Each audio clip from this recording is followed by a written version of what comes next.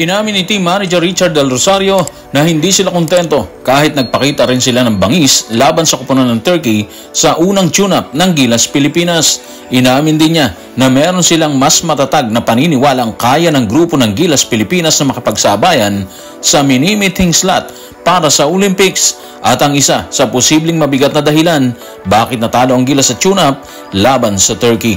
Tutukan po natin ang lahat ng yan, pero bago yan, hihingi po tayo ng isang subscription sa lahat ng dumadaan sa ating munting channel kung nagugustuhan nyo ang ating palabas. Kung medyo mabigat ang subscription, siguro kahit isang like at isang share na lang po yan. Okay na po ako dyan. Maraming salamat. Kahit natalo ang Gilas Pilipinas sa unang sabak sa tune-up game, hindi maikakailang kinabog nila ang kupunan ng Turkey. Pero para kay Team Manager Richard Del Rosario, hindi ito sapat para maging kontento ang kupunan. Narito ang pahayag. Tutukan natin si Richard Del Rosario sa report ni Denison Ray Dalupang na Inquirer. Meron lang tayo isang shot para makapasok sa Olympics at hindi tayo kontento sa isang resulta na muntik na tayong manalo. Bagamat sa tingin ng iba, satisfying ang ating unang laban, ang mindset po ng koponan ay hindi sapat ang muntik na. Yun no? Yun ang mahalaga doon, guys. Hindi sila kontento sa resulta kahit kinabog nila yung Turkey. Actually, kung sisilipin mo yung comment section ng Instagram page ng Turkey, makikita mo talaga doon yung dismayadong fans ng kanilang koponan. Isang indikasyon po yun na dismayado sila kahit nanalo.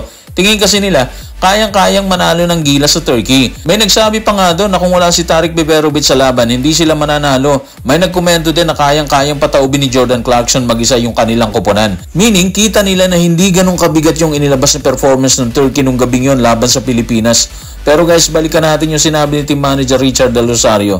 Maganda yung mindset nila kasi hindi sila nakukontento sa nilabas nilang performance. Ibig sabihin, gutom na gutom sila ngayon sa laban. At kapag gutom sila, siyempre papalo yan. Pupukpuk po yan. So hopefully, mas maganda yung mailabas nilang performance pagdating nila dito sa Poland.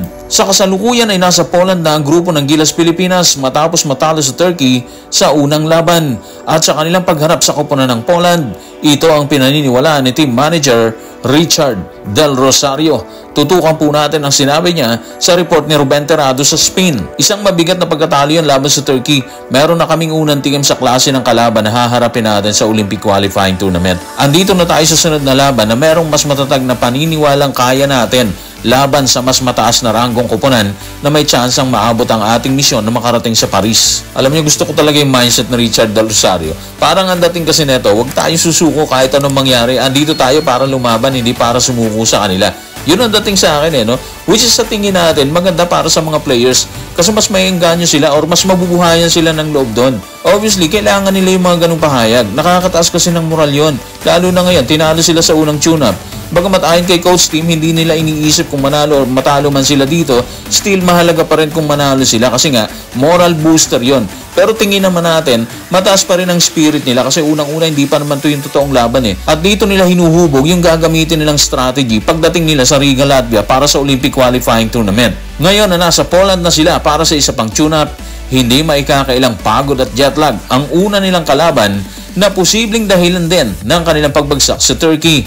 Silipin natin ang unang pahayag ni Richard Del Rosario matapos silang makarating sa Turkey bago pa ang unang tune-up. Tutukan natin na sinabi niya sa report ng SBP.ph. Ginugol ng kupunan ng araw sa pagbawi mula sa mahabang biyahe at pag-adjust sa pagkakaiba ng oras. Ito talaga mahirap sa ginagawa nila sa tune-up, yung time difference at yung mahabang biyahe, guys. Sigurado tayo nung lumaban sila sa Turkey, hindi pa sila nakakabawi sa pagod. Andun pa yung jet lag. Ito yung ilan sa mga factor bakit sila natatalo or matatalo sa bakbakan. Buti nilang tune-up pa lang to. Paano kung OQT na kagad? Mahirapan sila doon.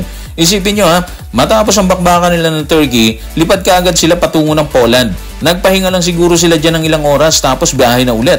Buti yung OQT hindi ganun kadikit sa tune-up nila. Matapos kasi ang tune-up sa Poland, lipat na sila sa Riga, Latvia para sa OQT.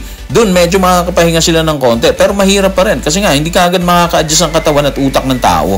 Hindi ganun kabilis mag-adjust ang ating katawan. So ito yung pinagdadaanan ng ating pambansang koponan, guys. Maaaring dismayadong ilan sa resulta or magiging resulta. Pero hindi natin alam, ito yung ilan sa mga rason bakit sila natatalo sa bakbakan.